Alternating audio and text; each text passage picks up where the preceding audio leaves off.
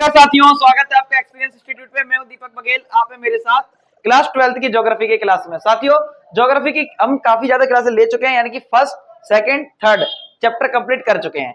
आपने पढ़ चुका है, आपने कई सारे चैप्टर में एक चीज देखी है कि ज्योग्राफी में पढ़ते हुए सबसे पहले हमने आपके कई सारे कॉन्सेप्ट क्लियर किए। टॉपिक वाइज सारा सिलेबस चल रहा है आपका, चैप्टर 1, चैप्टर 2, चैप्टर 3। अब हम उसी क्रम में पढ़ने के लिए आ रहे हैं चैप्टर 4, जिसका नाम है प्राथमिक क्रियाएं। क्या नाम है? प्राथमिक क्रियाएं। और प्राथमिक क्रिया वाले चैप्टर में अब हम जानेंगे कि प्राथमिक क्रियाएं किसे कहते हैं और इसमें किस किस प्रकार के कार्य शामिल हैं, यानी प्राथमिक क्रियाएं में कौन कौन से कार्य शामिल होते हैं, उनके बारे में अब हम पढ़ने के लिए जा रहे हैं। तो उम्मीद है कि आप इस पूरे सेशन में अच्छे से जुड़े रहेंगे और देखेंगे पूरे सेशन को, इसका लाभ उठाएंगे। ये चैप्टर आपके लिए बहुत ही ज्यादा इंपॉर्टेंट होने वाला है और इस चैप्टर से 100% क्वेश्चंस आएंगे आपके पेपर में। तो ठीक है, स्टार्ट करते हैं अपने चैप्टर को और बढ़ते हैं आगे की ओर। तो साथियों, प्राथमिक क्रियाओं में आगे बढ़े तो उससे पहले हम जानेंगे कि आर्थिक क्रियाएं क्या होती हैं। आर्थिक क्रियाएं क्या होती हैं? तो मानव के द्वारा किए जाने वाले वे सभी कार्य जिनसे उसे आय प्राप्त हो, लाभ प्राप्त हो, यानी कुछ ना कुछ से प्रॉफिट मिले, तो वो क्या कहलाती हैं? आर्थिक क्रियाएं कहलाती हैं। जैसे आज के तौर पे आप देखते हो, वर्तमान में लोग जो भी काम करते हैं उनसे पैसा मिलता है, इनकम मिलती है, एक सैलरी मिलती है, तो उसे क्या कहलाती है? आर्थिक क्रिया उसकी। लेकिन आज से कई 100 साल पहले, 200 साल पहले, 500 साल पहले, 1000 साल पहले, जब कोई मुद्रा नहीं चलती थी, कोई पैसा नहीं चलता था, तब उस दौर में भुगतान कैसे किया जाता था? तो भुगतान करने के अलग अलग तरीके थे। जैसे किसी किसान को, जो खेतीहर किसान है, खेतीहर किसान का मतलब है कि खेतीबाड़ी का काम करने वाला किसान जो मजदूर के रूप में कार्य कर रहा है, उसे ये अपना मेहनताना यानी अपनी सैलरी कैसे मिलती थी? तो मिलती थी अनाज के रूप में, गेहूं के रूप में, चावल के रूप में, या फिर कोई दूसरी वस्तु के रूप में। यानी कि उसे लाभ तो मिलता था ना, इसका मतलब यह कि वो उसकी आर्थिक क्रिया थी। इसके अलावा आर्थिक क्रिया और क्या हो सकती है? अपने भोजन पाने के लिए, भोजन मतलब आपको पेट भरना है तो भोजन चाहिए, और भोजन चाहिए तो उसके लिए कार्य करना पड़ेगा।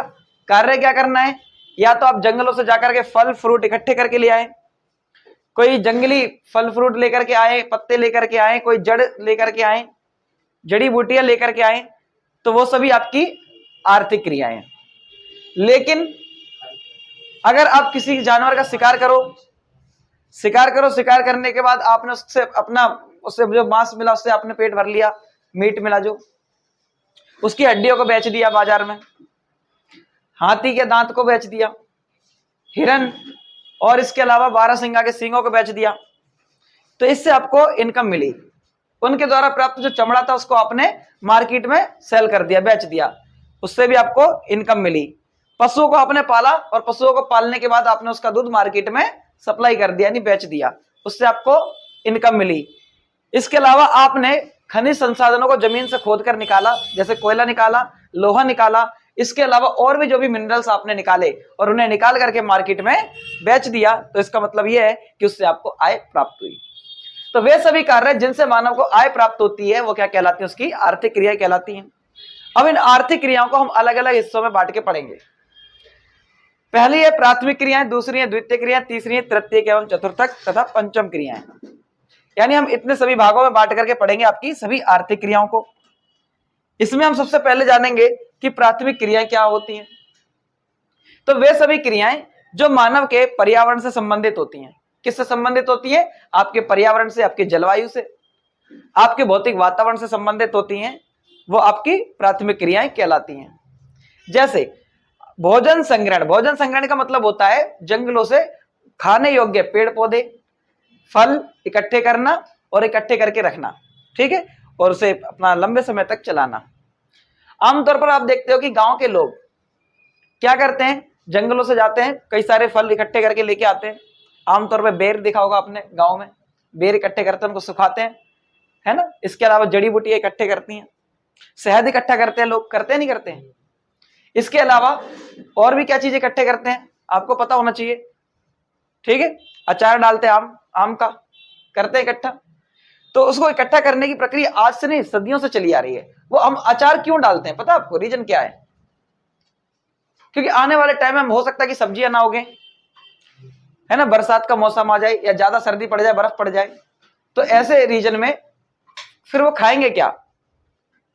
तो ऐसे में खाने के लिए, रोटी खाने के लिए उनको क्या चाहिए था? सब्जी, और सब्जी हो ही नहीं रही उत्पादन, तो क्या करें? तो ऐसे में अचार डाला करते थे। क्या डाला करते थे वो? अचार। और ये अचार की परंपरा भारतीय घरों की लंबे सालों से, काफी सदियों से चली आ रही है। समझ में आया? तो ये हम भोजन संग्रहण करते थे। क्या करते थे? भोजन संग्रहण। भोजन संग्रहण का मतलब होता है भोजन को इकट्ठा करना। क्या होता है?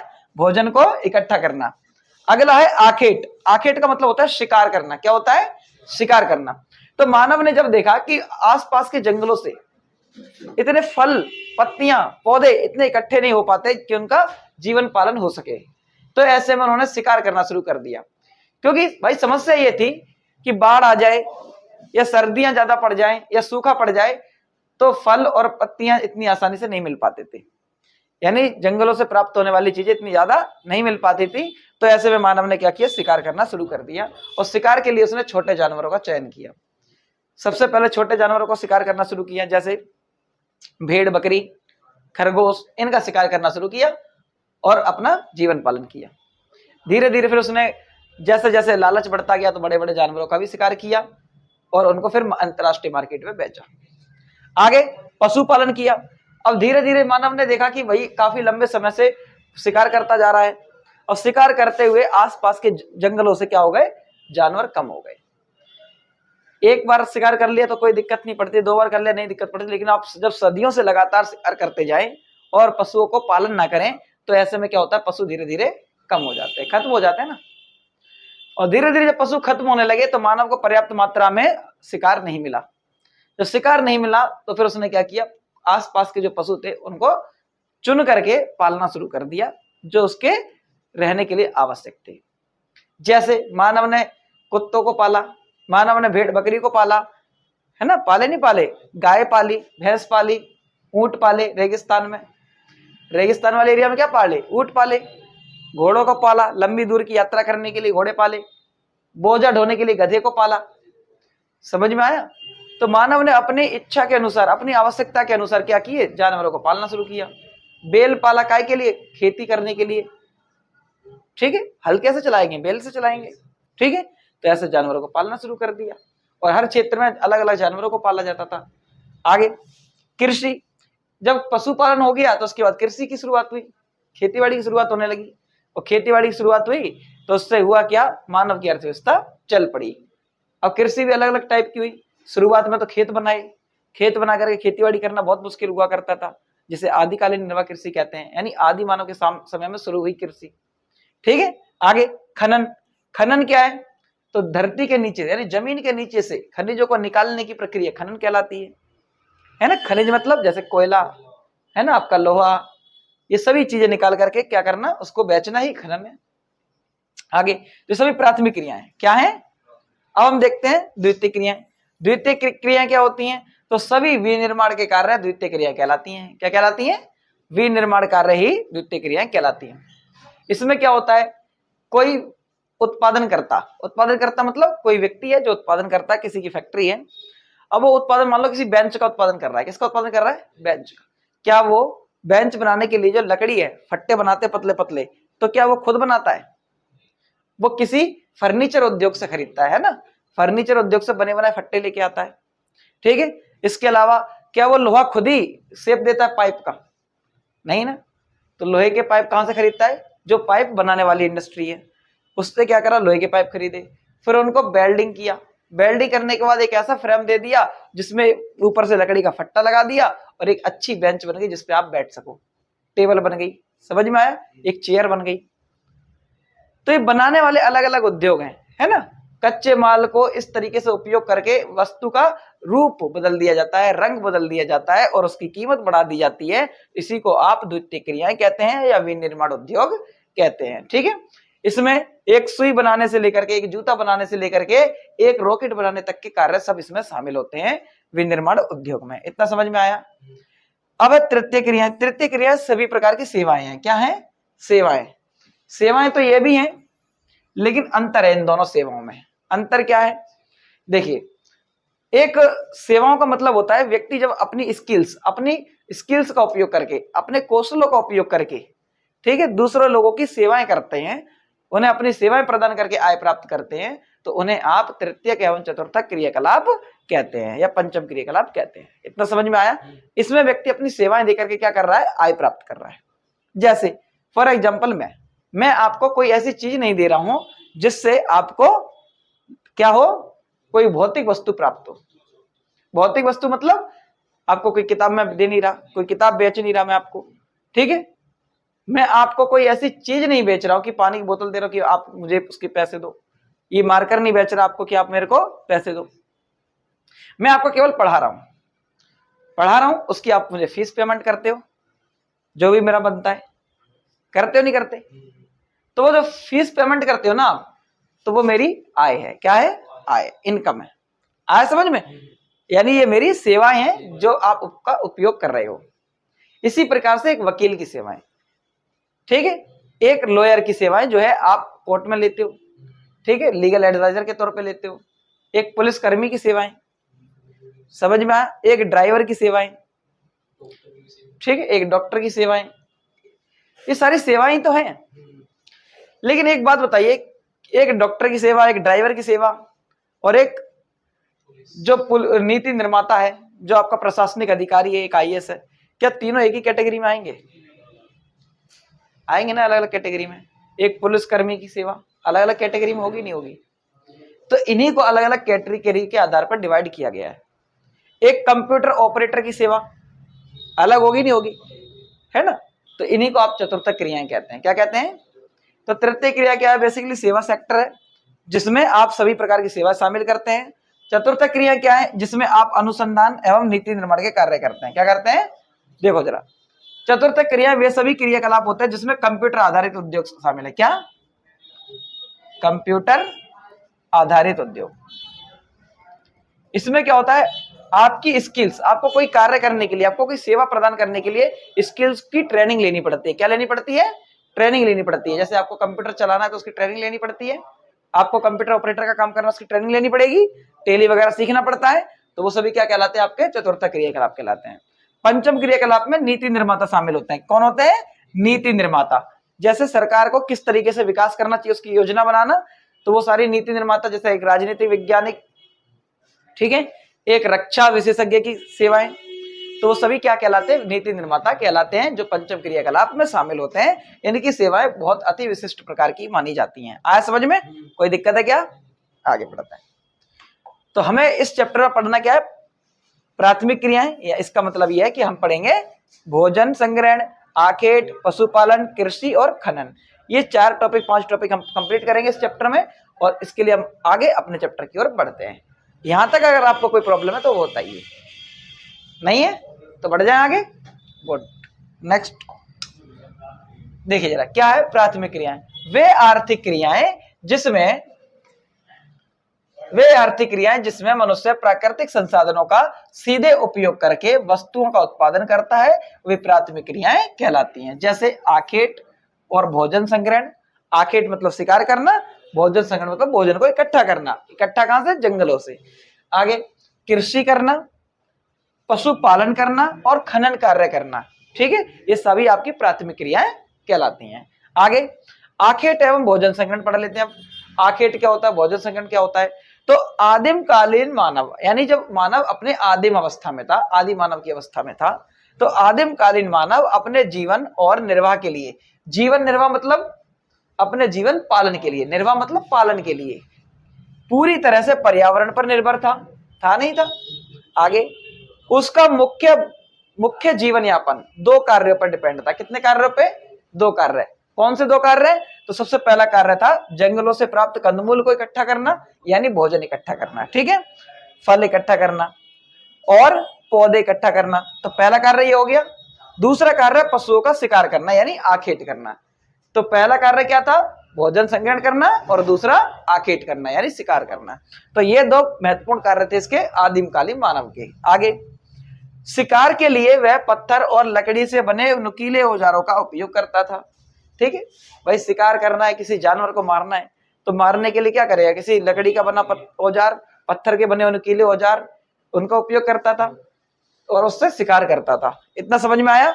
आगे बढ़े, चलिए आगे अब भोजन संग्रहण के प्रमुख क्षेत्र पढ़ लेते हैं। क्या पढ़ ले? प्रमुख क्षेत्र।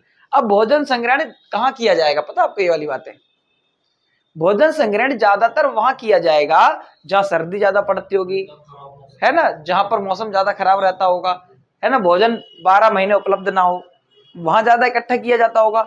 तो ज्यादा ठंडे क्षेत्र होंगे या फिर ज्यादा गर्म क्षेत्र होंगे, वहीं किया जाता होगा। ठीक है, तो अब हम पढ़ लेते कौन कौन से क्षेत्र हैं। तो सबसे पहले बात कर लेते हैं आप उच्च अक्षांश के क्षेत्र और निम्न अक्षांश के क्षेत्रों में क्या किया जाता था? भोजन संग्रहण किया जाता था। अब ये उच्च अक्षांश के और निम्न अक्षांश के क्षेत्र क्या होते हैं, पहले यहाँ पे आपको एक क्लियर कर देते हैं कॉन्सेप्ट। देखिए जरा, आप इस गोले को पृथ्वी मान लो। क्या मान लो? पृथ्वी। अगर ऊपर हम नॉर्थ देखते हैं तो नीचे साउथ देखते हैं, इधर की साइड ईस्ट और इधर वेस्ट, इस तरीके से हम मैप को पढ़ते हैं। और मैप को पढ़ने के लिए हम पृथ्वी को 2 भागों में बांट देते हैं, और फिर अगर इस तरीके से बांटना चाहे ऐसे ही बांट सकते हैं। समझ में आया? तो ऐसे 4 हम बना लेते हैं पृथ्वी के भाग। इतना समझ में आया? अब देखिए, इस वाली लाइन को आप 0 डिग्री की इक्वेटर कहते हैं। इक्वेटर मतलब भूमध्य रेखा। क्या कहते हैं? भूमध्य रेखा। अब भूमध्य रेखा अपने आप में क्या है? एक अक्षांशीय रेखा है, यानी कि जो भी ऐसे रेखा खींची जाएंगी वो सारी क्या है? अक्षांशीय रेखाएं हैं। इतना समझ में आया? कोई दिक्कत है क्या? अब 0 डिग्री से अगर हम नॉर्थ की तरफ चले तो 23.5 डिग्री पे कौन सी रेखा मिलती है? कर्क रेखा नॉर्थ में। और साउथ में चले 23.5 डिग्री नीचे तो कौन सी मिलेगी? मकर रेखा। कौन सी मिलेगी? मकर रेखा। इतना समझ में आया? आगे देखिए, अब ये जो 0 डिग्री से 23.5 डिग्री नॉर्थ, 23.5 डिग्री साउथ, है ना, ये वाला पूरा हिस्सा, ये वाला पूरा हिस्सा क्या कहलाता है? आपका निम्न अक्षांश के क्षेत्र। क्या कहलाता है? निम्न अक्षांश। और अगर आप ऊपर की तरफ चलो तो यहां पर 66.5 डिग्री, कितना?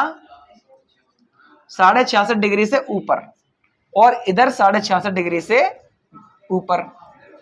ऊपर, नीचे नहीं होता, ऊपर ही होता है। ठीक है ना, क्योंकि आप अक्षांशों की तरफ चढ़ते चले जा रहे हो, चाहे भले ही नॉर्थ की तरफ जाओ चाहे साउथ की तरफ जाओ, आप हमेशा क्या जा रहे हो? नॉर्थ की तरफ। नॉर्थ की तरफ जाओगे तो 90 डिग्री मिलेगी लास्ट में यहाँ साउथ में, और ऐसे ही नॉर्थ में लास्ट में कौन सी मिलेगी? 90 डिग्री की रेखा। आया समझ में? कोई दिक्कत है? तो टोटल अक्षांश रेखा कितनी है? 180 प्लस में एक कौन सी? 0 डिग्री वाली। कोई दिक्कत है क्या? तो टोटल हो जाती है 181। कोई दिक्कत है? नहीं है? अब देखते हैं आगे।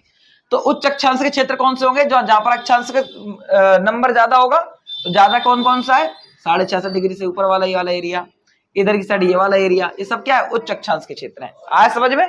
देखिए अब जरा, अब उच्च अक्षांश के क्षेत्र में कौन कौन सा एरिया पड़ रहा है? देखो, ये वाला एरिया उत्तरी कनाडा, ठीक है, उत्तरी कनाडा, चिले, दक्षिणी चिले, ठीक है, उत्तरी यूरेशिया, ये वाला क्षेत्र, ठीक है। और कौन सा पड़ रहा है? और ऑस्ट्रेलिया के नीचे और न्यूजीलैंड वाला ये पूरा एरिया। तो यहाँ पर भोजन संग्रहण किया जाता था। इतना समझ में आया? देखो जरा, ये लिखा है उत्तरी कनाडा, उत्तरी यूरेशिया, दक्षिणी चिले, ये लिखा है। देखो जरा, दक्षिणी चिले ये वाला हिस्सा हो गया, और ये तीसरा क्षेत्र है यहाँ पे, यूरेशिया ये वाला दूसरा है, ये लिखा है। देखो, और उत्तरी कनाडा ये रहा पहला। हो गया नहीं हो गया? कोई दिक्कत है क्या? इतना समझ में आया आपको? ठीक है। वो नीचे साउथ में है चिले, वो क्या नाम है, न्यूजीलैंड वगैरह, ठीक है। फिलहाल इतना तो आपको समझ में आया ना। अब आगे पढ़े। अब देखते हैं निम्न अक्षांश के क्षेत्र। निम्न अक्षांश के क्षेत्र यानी ये वाले रीजन में, ये वाले रीजन मतलब ये वाले रीजन जितने भी इसके नीचे हो, ठीक है, ये वाले रीजन, ये वाले इसके आसपास रेखा वाले, ये ठीक है ना, इसके बीच में ये सारे निम्न अक्षांश के क्षेत्र हैं। ये जो मैंने लाइन बना दी आपको। अब इसे देख लेते कौन कौन से निम्न अक्षांश में पढ़ते हैं। मिटा दो से। देखो, तो निम्न अक्षांश में अमेजन बेसिन, क्या है? अमेजन बेसिन, पहला ये रहा अमेजन बेसिन, ठीक है। दूसरे नंबर पर क्या लिखा है? उष्ण कटिबंधीय अफ्रीका। उष्ण कटिबंधीय अफ्रीका का ये वाला भाग है पूरा, ठीक है। दूसरा ये हो गया। तीसरा भाग कौन सा है? ऑस्ट्रेलिया का उत्तरी भाग, ऑस्ट्रेलिया का ये वाला भाग उत्तरी वाला, तो ये कौन सा? तीसरा। चौथा भाग कौन सा है? दक्षिण पूर्वी एशिया के आंतरिक प्रदेश, ये वाले, ठीक। यहां भोजन संग्रहण किया जाता था। हो गया चौथा कंप्लीट। कोई दिक्कत है क्या? आसान है। आगे बढ़ जाए। तो भोजन संग्रहण विश्व के 2 प्रमुख क्षेत्रों में किया जाता था, उच्च अक्षांश के क्षेत्र और निम्न अक्षांश के क्षेत्र, जो कि मैंने आपको मैप पे भी करके दिखा दिए। इतना समझ में आ गया? आगे बढ़ जाए। चलिए तो आगे बढ़ते हैं। अगला टॉपिक है भोजन संग्रहण का व्यापारीकरण। क्या है?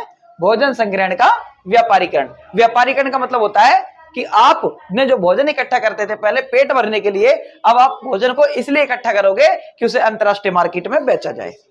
ठीक, आपको पता चल गया कि हाथियों के दांत अंतरराष्ट्रीय मार्केट में बड़ी कीमत पे बेचे जाते हैं, तो आप क्या करोगे? लालच के बस में आकर के उसको मारोगे।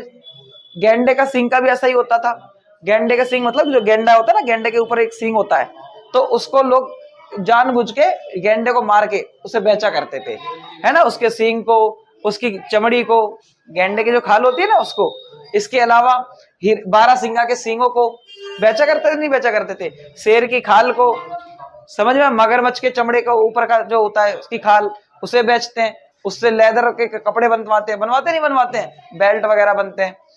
तो इस सभी चीजों की वजह से मानव ने क्या किया? भोजन संग्रहण का बहुत ज्यादा इकट्ठा करके व्यापार करना शुरू कर दिया। इसी को आप भोजन संग्रहण का व्यापारीकरण कहते हैं। इतना समझ में आया? जैसे शहद अंतरराष्ट्रीय मार्केट में बेचा जाता है, क्या रियलिटी में इतना शहद उत्पादन होता है जितना डिमांड है? नहीं है ना। प्योर शहद तो नहीं मिलता ना, भले ही कोई सी भी कंपनी किसी भी नाम से बेच रही हो, है ना, चाहे भले ही कोई सी भी कंपनी हो, ठीक है, कोई भी प्योर नहीं बेच रही। क्यों नहीं बेच रही? इतना है ही नहीं है। समझ में आया? इतना है ही नहीं। घी की इतनी ज्यादा डिमांड है कि घी इतना है ही नहीं है। समझ में आ रहा है ना? तो वो मिक्स क्वालिटी चल रहा है। समझ में आया? आगे बढ़े, आगे देखिए। तो आधुनिक समय में यानी वर्तमान समय में भोजन संग्रहण का कार्य कई क्षेत्रों में व्यापारिक यानी व्यवसायिक स्तर पर होता है या ले चुका है, व्यवसायिक रूप ले चुका है। इन क्षेत्रों के लोग मूल्यवान पौधों यानी मूल्यवान पौधों की पत्तियां, जो जड़ी बूटियां वगैरह हैं। अब कई सारी जड़ी बूटियां ऐसी हैं जिसके आपने वो सुना होगा कि अरुणाचल प्रदेश में, है ना, पिछले साल जो विवाद हुआ था अरुणाचल प्रदेश में, क्या हुआ था? वहां पर चाइना के सैनिक जड़ी बूटियों को ढूंढने आया करते थे। ठीक है, अरुणाचल प्रदेश में कई ऐसी जड़ी बूटियां मिलती हैं जो आपकी इफिशियंसी और आपकी जो इम्यूनो सिस्टम को होता है मजबूत बनाती हैं काफी ज्यादा। ठीक है, आगे छाल, पेड़ों की छाल का उपयोग करते हैं, जड़ी बूटियां इकट्ठा करते हैं और उनको अंतरराष्ट्रीय बाजार में बेच देते हैं। इसके अलावा वे विभिन्न पशुओं का शिकार करके उनके मांस, उनके खाल तथा उनके प्राप्त कई सारे अंगों को क्या करते हैं? बाजार में बेच के व्यापार करते हैं। जैसे हाथी दांत उद्योग, ठीक है, हाथी के दांतों को बेचते हैं, 12 सिंगा के सींगों को बेचते हैं। समझ में आया? गेंडे के सींग को और खाल को बेचते हैं। समझ में आया? तो इससे क्या करते हैं ये लोग? इनका व्यापार करते हैं, जिससे बड़ी संख्या में जानवरों को मारा जाता है। ठीक, अब चिकल क्या है? आप सभी लोगों ने च्युइंगम तो चबाई होगी, चबाई नहीं चबाई? अब च्युइंगम को चबाने के बाद जो अंत में रबड़ सा भाग बचता है ना, रबड़, तो शेष बचा हुआ जो भाग होता है रबड़ का, उसे क्या कहते हैं? उसे चिकल कहते हैं। क्या कहते हैं? चिकल। तो च्युइंगम को चूसने के बाद शेष बचे हुए भाग को चिकल कहते हैं। और ये चिकल जैपोटा नाम का एक पेड़ होता है, उसके वृक्ष के दूध से बनता है। अब देखो, ये जो जैपोटा नाम का पेड़ है ये, ठीक है, अब इस पेड़ पे जो फूल ये लगे ना फल से, ये फल असल में अंगूर, आपको कैसे लग रहा है? जैसे कि नींबू लगे होंगे, लग रहे हैं ना नींबू की तरह, नींबू या आम की तरह लग रहे हैं, ठीक है ना। लेकिन अब ये नींबू की तरह जो लगने वाला फल है ना, ये असल में फल नहीं है, ये नीचे गिरता है तो या तोड़ते तो इसके अंदर से व्हाइट कलर का दूध जैसा पदार्थ निकलता है। समझ में आया? और इससे जैपोटा से क्या बनता है? चिकल बनता है। अब वो चिकल आप च्युइंगम खाते समय यूज करते हैं। अब आया समझ में? तो चिकल क्या है? तो च्युइंगम को चूसने के बाद शेष बचे हुए भाग को चिकल कहते हैं और चिकल जैपोटा नाम के वृक्ष के दूध से बनता है। इतना समझ में आया? आगे बढ़े, चलिए अगला क्या है? पशुपालन। क्या है? पशुपालन।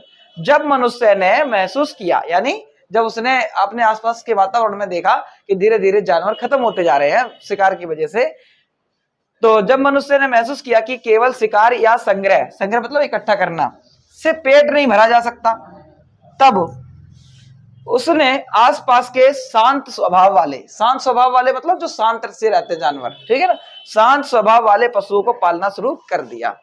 अब उसके लिए उसने क्या पाला? वर्तमान में पशुपालन एक वैज्ञानिक और व्यवसायिक तरीका बन गया है, यानी बड़े पैमाने पर पशुपालन किया जाता है वर्तमान में। ठीक है, दूध के लिए, मांस के लिए, ऊन के लिए तथा अन्य उत्पादन प्राप्त करने के लिए क्या किया जाता है? पशुपालन किया जाता है। तो शुरुआत में इसने भेड़, बकरी ऐसे जानवरों को पाला जो हिंसा नहीं करते हैं, जो मारते नहीं है, जो लड़ाई नहीं करते हैं, ठीक है ना। आगे, शेर को क्यों नहीं पाला पता है?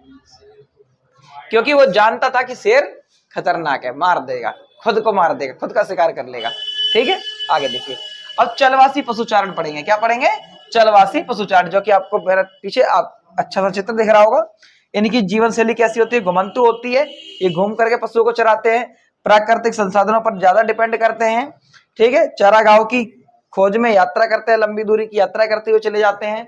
चारागाह मतलब घास के मैदान, और पीढ़ियों से चली आ रही परंपरा है ये उनके लिए। ठीक है, तो ये आप दिखाई दे रहा है कि भेड़ को, बकरियों को पालते हुए लेके जा रहे हैं। देखो इसमें कुछ बकरियां, कुछ भेड़े हैं, समझ में आया? और कई सारे पशुपालक है, देखो टेंट लगे हुए, टेंटों में रहते हैं ये। ठीक है, अपने टेंटों को उठा करके तंबू को लेके चले जाते हैं और लंबी दूरी की यात्राएं करते हैं। यात्राएं क्यों करते हैं? ताकि उन्हें भोजन मिले। क्या मिले? भोजन मिले, पानी मिले, और पशुओं के लिए चरागाह मिले। चरागाह मतलब घास का मैदान, जहां पशु आराम से चर सके। समझ में आया? तो इस तरीके से इन तीनों की खोज में ये लंबी दूरी की यात्राएं तय करते हैं। ठीक है, आया समझ में? कोई दिक्कत है क्या? और इसी को आप चलवासी पशुचारण कहते हैं। बहुत सिंपल सा है टॉपिक, अच्छा लग रहा है ना? आगे बढ़ते हैं, फिर मेहनत करिए, आपके लिए ऐसी बात नहीं पीपीटी बनाने में। आगे देखिए, चलवासी पशुचारण यानी नोमैडिक हर्डिंग, ये क्या होता है? तो चलवासी पशुचारण एक प्रकार की प्राथमिक आर्थिक क्रिया है। कैसी क्रिया है? प्राथमिक आर्थिक क्रिया है, जिसमें पशुपालक अपने पशुओं के साथ चारे मतलब चरागाह, पानी की तलाश में एक स्थान से दूसरे स्थान पर घूमते रहते हैं, है ना? भोजन, पानी और चरागाह की तलाश में एक स्थान से दूसरे स्थान पर घूमते रहते हैं। आगे, तो भोजन, पानी और चरागाह की तलाश में पशुचारक जब एक स्थान से दूसरे स्थान तक घूम घूम कर पशु चराते थे तो उन्हें चलवासी पशुचारक कहा जाता है। आज समझ में? पहले पशुओं को इसी तरीके से चराया जाता था, लंबी दूरी की यात्राएं करते थे। काय के लिए? तो भोजन, पानी और चरागाह की तलाश में। आज समझ में? जो कि उन्हें काफी दूरी की यात्राओं करने के बाद प्राप्त होते थे। ठीक, आगे बढ़ जाए। आगे देखिए, अब मुख्य विशेषताएं क्या है इनकी? तो पहली विशेषता तो यही है कि शुष्क, अर्ध शुष्क और पर्वतीय क्षेत्रों में किया जाता है पशुधन पालन, है ना? शुष्क क्षेत्र में क्यों किया जाएगा? क्योंकि भाई वहां पर कृषि नहीं कर सकते वो लोग। जब कृषि नहीं कर सकते तो पशु पाल करके अपना जीवन पालन करना है। ऊंट पालेंगे, गाय पालेंगे, ठीक है, भेड़ बकरी। आगे, पशुपालक भेड़, बकरी, ऊंट, याक, घोड़े, रेंडियर आदि पालते थे। ठीक है, ये सारे जानवरों को पाला करते थे। ठीक है, अब भेड़ बकरी कहाँ पालते थे? ज्यादातर मैदानी इलाकों में पालेंगे। ठीक है, थोड़े बहुत राजस्थान के इलाके में, राजस्थान यानी कि अपना रेगिस्तान वाले इलाके में ज्यादातर क्या पालते थे? ऊंट, भेड़, बकरी, ये तीन जानवर ज्यादा पालते थे। ठीक है, भेड़, बकरी, ऊंट ये ज्यादा पालते थे। आगे, अब इनसे क्या मिलता था? पशुओं से दूध मिला, ऊन मिला, चमड़ा मिला, मांस मिला, और इसको फिर मार्केट में बेच दिया। इसका खुद भी उपयोग कर लिया, बच गया तो मार्केट में बेच दिया। पशुपालक स्थायी रूप से एक स्थान पर नहीं रहते हैं। ठीक है, मौसम के अनुसार चरागाहों का स्थान बदलते रहते हैं। सर्दियों में मैदानी क्षेत्रों की तरफ चले जाते हैं और गर्मियों में पहाड़ी क्षेत्रों की तरफ चले जाते हैं। ठीक है, और इसी को ऋतु प्रवास कहते हैं। आगे, प्रमुख क्षेत्र कौन से हैं? तो अफ्रीका के सहारा क्षेत्र, दूसरा मध्य एशिया, तीसरा अरब प्रायद्वीप और तिब्बत, मंगोलिया तथा भारत से कुछ हिमालय क्षेत्र जुड़े हुए हैं, वहां तक ये पशु चराया करते थे। अभी आगे पढ़ेंगे इनके प्रमुख क्षेत्र कौन से। यहां पर नहीं समझ में आ रहा, आगे समझ में आ जाएगा। आगे उदाहरण पढ़ते हैं। भारत में गुज्जर, बकरवाल जैसे समुदाय के लोग क्या करते हैं? मौसमी प्रवास करते हैं, यानी ऋतु प्रवास करते हैं। मौसमी प्रवास का मतलब है ऋतु प्रवास करना। सर्दियों में मैदानी क्षेत्रों की ओर और गर्मियों में पहाड़ी क्षेत्रों की ओर। ठीक है, आगे बढ़े, चलिए। अब देखिए, चलवासी पशुचारकों के प्रमुख क्षेत्र कौन कौन से थे। पहला क्षेत्र, उत्तरी अफ्रीका के अटलांटिक तट से अरब प्रायद्वीप होते हुए कहां जाते थे? मध्य चीन तथा मंगोलिया तक फैला हुआ था पहला क्षेत्र। देखिए जरा, मान लीजिए ये आपका अफ्रीका है, क्या है? ठीक है, इतना अफ्रीका बना दिया मैंने। अब इधर की साइड क्या बना हुआ है? अरब प्रायद्वीप। क्या बना है? अरब प्रायद्वीप। इधर की साइड फिर ईरान वगैरह है। ठीक है, फिर यहाँ पर इस तरीके से पाकिस्तान पड़ जाता है, और फिर अपना यहाँ भारत पड़ जाता है प्यारा सा। ठीक, फिर इधर की साइड वाला आपका भारत, ये वाला ऊपर